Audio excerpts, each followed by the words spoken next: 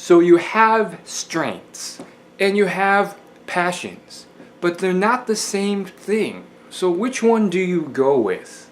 This is a very common question that a lot of people struggle with, and I want to provide the answer to you. After studying tons of successful people, this is a question that has been on my mind for a long time.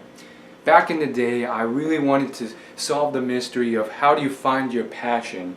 And since there wasn't any books or really any substantial information on it, I studied thousands of successful people and searched everything I could find and watched everything I could find on the topic online, and I finally started to come to similar themes and conclusions. So today's question comes from James, an email newsletter subscriber of mine. And he wrote in and asked this question that's very common. So he writes, I see so much conflicting advice.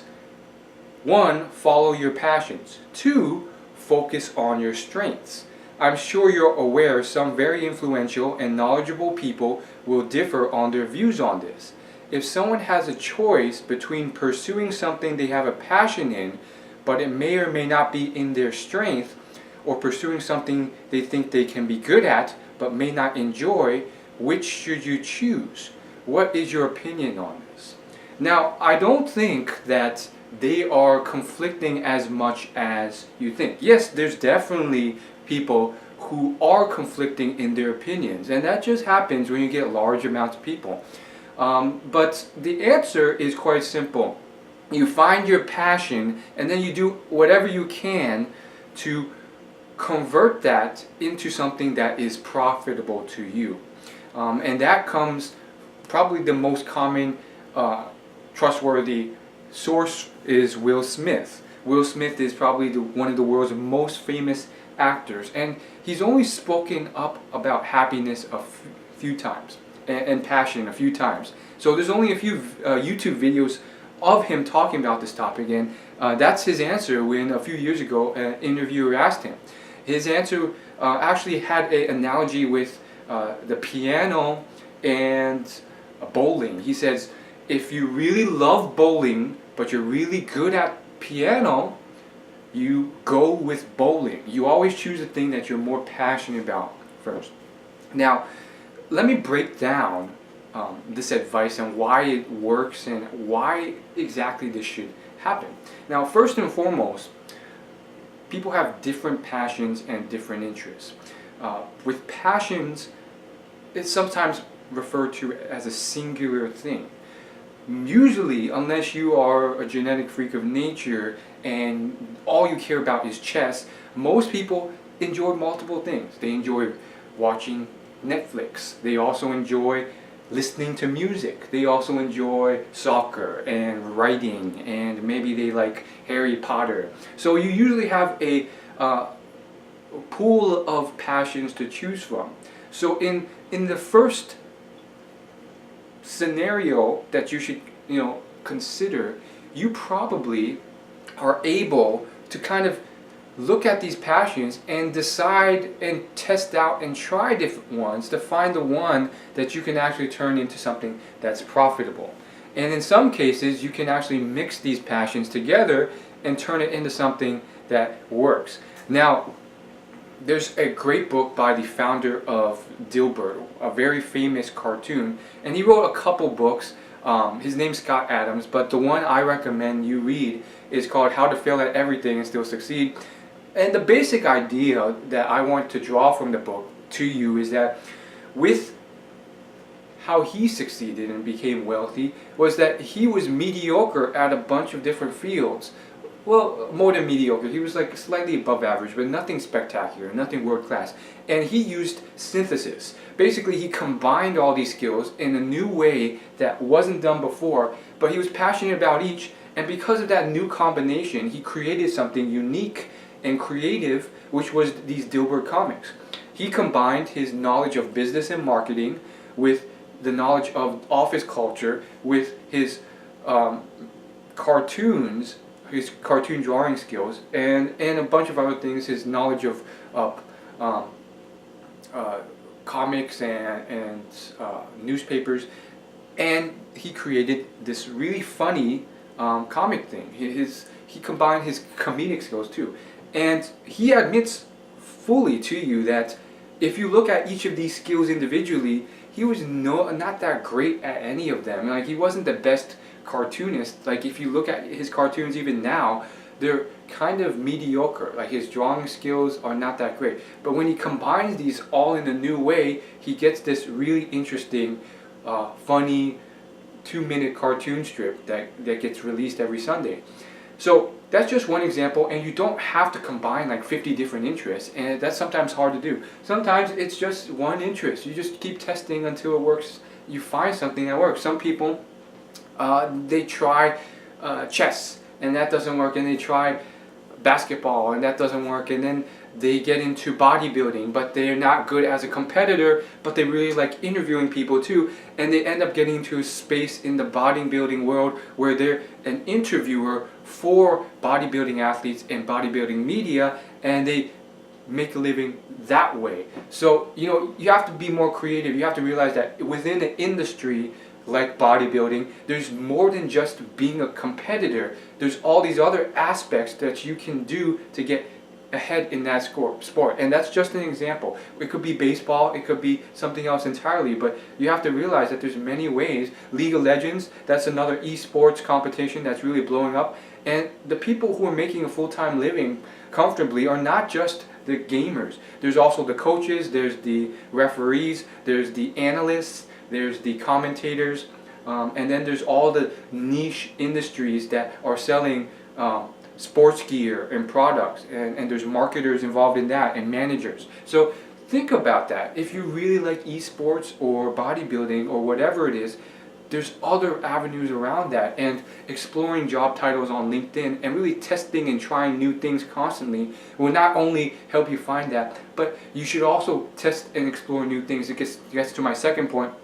When you are looking for strengths, because like it or not, if you're in your 20s or even your early 30s, you probably haven't tested and tasted all the things that are possible out there as much as you could, and you may have the singular belief that, oh, the only thing I'm good at is writing, but I don't like writing. But in reality, you have some natural skills or talents at a bunch of other things, but you're still not testing and trying them. Maybe you're good at managing people or talking, but you never even consider that a skill set yet.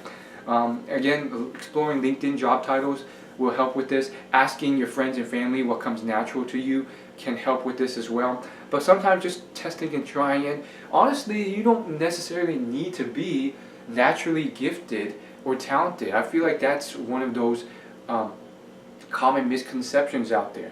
Usually, you're just trying to make a above average income level of living and increase your quality of life. You're not trying to become world class and make billions of dollars. So, if you want to make multiple six figures, like, you don't necessarily have to be like world class in terms of genetics levels of skill at a certain thing.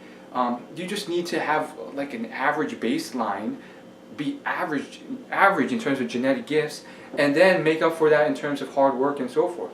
Along the journey, there's all sorts of other things that if you keep testing and trying and you're aware of and you're mindful of, you'll find all these tiny skills that you didn't even know existed that you can just improve upon and become far better than the average person just by being aware and working on them, that will benefit your career. Take my life for an example. I have recently found a bunch of skills like focus, being present in the moment, being mindful, being emotionally intelligent, socially intelligent, spending time to work on my public speaking and communication skills through Toastmasters. There's a bunch of things that I'm doing, more that I haven't mentioned, that are all kind of adding up. And then, when I reflect back from month to month, I realize, what? The average person, they never considered improving any of this stuff. And so, it may not be much, but incrementally, I think that these small things will make me succeed more than them. And that's not to say that they're worse people than me, or I'm superior to them. It means that in the way of professional and career development, I've been doing what I can and being aware of these small things, active listening, being more empathetic. These are soft skill sets that I've really studied from successful people like Gary Vaynerchuk that have been emphasized, that you can just work on improving even if you're not like genetically world class at them, because you don't need to be unless you're trying to be the best of the best of the best, number one out of the 7+ billion people on the earth. And you typically you don't need to do that to make a exceptional quality of living, income off what you're doing. Now, the third point I want to make is that some people, like Ramit Sethi, will say that you have to be very passionate about something sometimes, but other times you just choose something that you don't like, that's your strength, and you learn to love that over time, and it'll become your passion, because they claim that passion simply comes from getting good at something, whether or not you like it or not. Now, for me, I can't say that I completely agree with this. Yes, there definitely is something about flow, and the whole idea of getting into something because you see results from something and so forth. But I think you can only take it so far. Sometimes it works, but from my experience, sometimes it does not. Like if you really don't like chess, but your parents are forcing you to do that, or you really want to hate becoming a doctor, and maybe you're even good at this stuff, but you really don't want to dedicate the next 12 years of your life to doing something and hating it, even if you're good at it, it's still going to be torture to you. So I don't think that works in the long run. Sometimes it does work. I mean, from Ramit's perspective, he started a business and he saw sales come in. He was selling ebooks and then courses and coaching, and he saw the money come in, and he tweaked something and it got better and he made more money. And I can kind of see how, if you at least like something to a certain extent, over time it can actually, you can start loving it. But if you already have an inclination to hate it or dislike it, I don't think it will work in the long run. You can try and convince yourself that you love this thing, but that only worked until my heart really told the true story, and it seeped out in other ways. I convinced myself that I wanted to go to med school, but that didn't really work out. And even Ramit Sethi says in his paid dream job course that I went through, that if you truly don't like something, even if you're really good at it, don't do it. He was in that video, he was coaching one of his client students, and the student was kind of in the same pickle. She was like, I really am good at being a secretary, but I don't want to be a secretary anymore. So anyways, I have all these secretary jobs, which one should I apply to? And Ramit stopped her right there, and he was like, I'm really good at ironing clothes. That doesn't mean I'm going to become a ironer for my job. So even he has kind of stepped back with that whole claim of that you have to pursue what you really are good at, even if you dislike it. Now, finally, in conclusion, I think the last bit of advice I want to give you is about really understanding how you study successful people. Because what successful people will tell you as advice is oftentimes not completely true, because what they're truly doing is they're telling you what they think made their success, but sometimes what they think made their success is actually something that hurt them, but they succeeded in spite of that.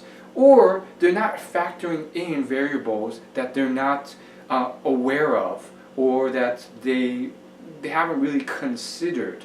And that's something that's very common, because they don't spend thousands of hours studying successful people and trying to draw correlation, and trying to avoid all the biases out there, like correlation doesn't prove causation, and really identifying the common themes and differences. And there's many examples of this. I'm kind of it's sometimes shocking. Like I remember one time I was watching the two billionaires I've ever met in real life give advice, and it was obvious advice, but I was like, there's more to it, and maybe you're not even aware of it because you're spending your time running a business rather than analyzing this.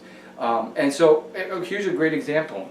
A successful person may say, I succeeded because, and I'm taking this straight from Brendon Burchard's book, High Performance Habits, I succeeded because I slept only 4 hours a night. And then Brendon Burchard says, no, you didn't succeed because you only slept 4 hours a night.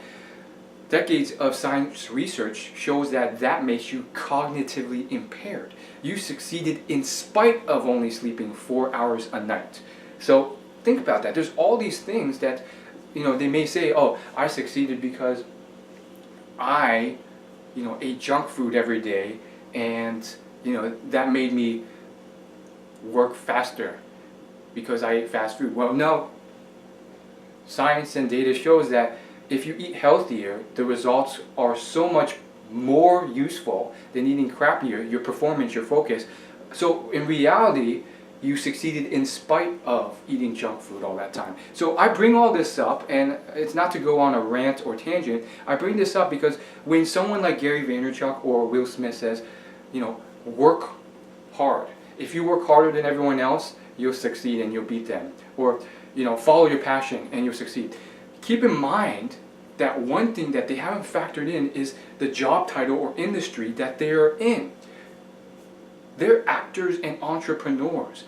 Job titles where, yes, if you become the most successful, there's so much money to be made in that. But think about all the, I've met some of these people in person.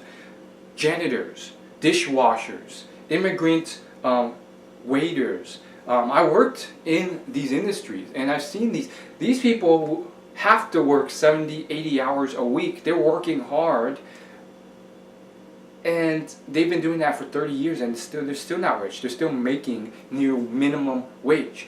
And they have to do that to support their family because of how little they get paid. So what's going on here? How come they're not successful even though they're working hard?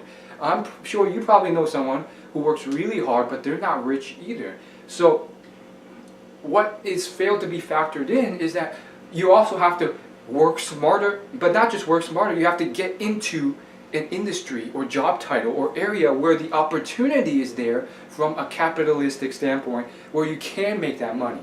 If you just stay as a janitor and you work super, super hard, maybe there's a small chance that you have a good boss that recognizes your effort, and maybe one day promotes you, gives you a raise, and maybe you'll go from $12 an hour to $18 an hour. Maybe you'll eventually make it to the head of the manager department or the head of this, janitorial team at your restaurant or whatever.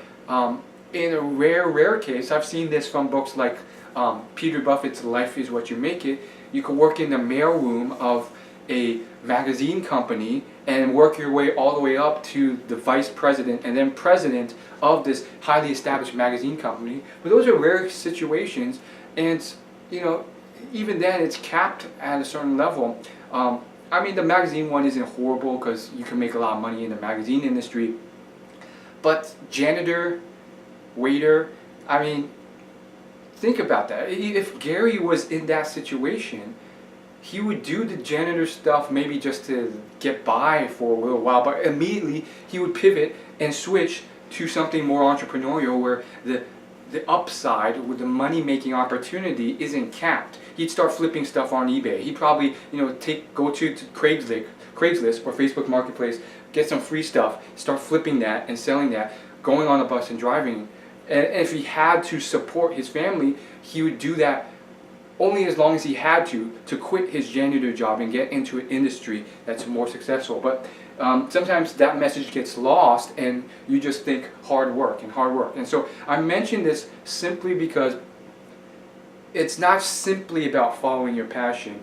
You have to kind of put these other factors into play. Follow your passion, but find something you truly enjoy, that you jump out of bed for, and then do your best to find any way that you can to turn this into a profitable career.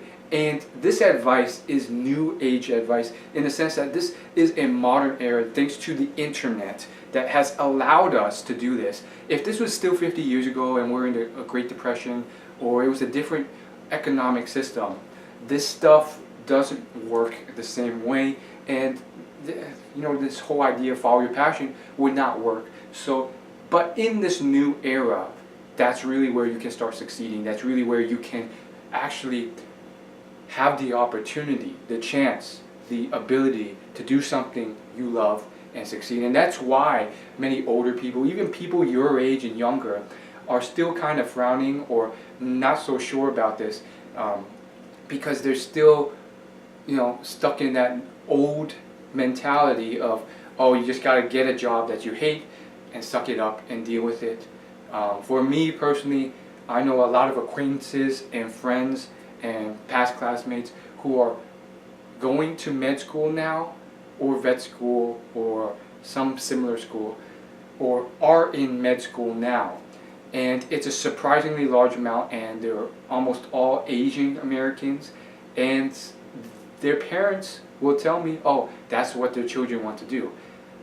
But is that actually true? Have they convinced themselves that that's what they want to do when maybe they want to do something else? So a lot of people, I feel like, are still stuck in the same mentality, because there's no way that such a high percentage of my Asian peers all want to go to med school. They've convinced themselves through monetary pressure that that's what they want to do, and they've locked themselves in to this 15-year time commitment where they're finished in their early 30s. And if that's what they want to do, absolutely go for it. I'm sure they'll still live a pretty good life, and that's fine. That's another option for you as well. I shadowed a doctor, and she told me that she wanted to be a historian / geologist, but her father really wanted her to be a doctor. She was European Spanish, and she became a doctor, and she didn't really would have enjoyed it as much as historian, but she didn't hate it. She liked it enough to a certain extent, and of course it pays much more. So there's always that middle ground of kind of like having a job that you don't scream out of bed for, but you don't hate. It's kind of in the middle, and it pays the bills and does everything you want from a monetary standpoint. So there's that compromised ground, and most people do and will live in that area. They have for centuries, and if that is fine with you, do that. It's really up to what you really pulls at your heartstrings. For me, I would really like to taste that life of jumping out of bed in so much enjoyment, like Warren Buffett, because I absolutely love life, like Will Smith. And that's something that pulls me and motivates me to really strive towards that. For others, they're fine with kind of tolerating, and they don't need that extra excitement, and that's completely fine. That's how many others live their life. So, to wrap up, ultimately, you want to find your passion and work what you can to make that into a profitable career. It's not something you're entitled to. It's not a guarantee. It's a opportunity, a chance that you can choose to take to live a better life in multiple ways. Because, the alternative is, a bit of a golden handcuff situation, which isn't horrible. And there's different degrees of golden handcuff situation, as Gary Vaynerchuk says. There's the type I just mentioned, which is alright, it's not horrible, You like your job, but you don't love it, and it pays really well. And then there's the lower tier situation of golden handcuffs. You completely hate your job, but it's paying all the bills, and you have a family now. So think about it. It's really down to how much pain you're willing to take, and how much pain you are facing. If it's a lot, then obviously you're going to want to find your passion. Hit that subscribe button. Thanks for watching. See you in the next video.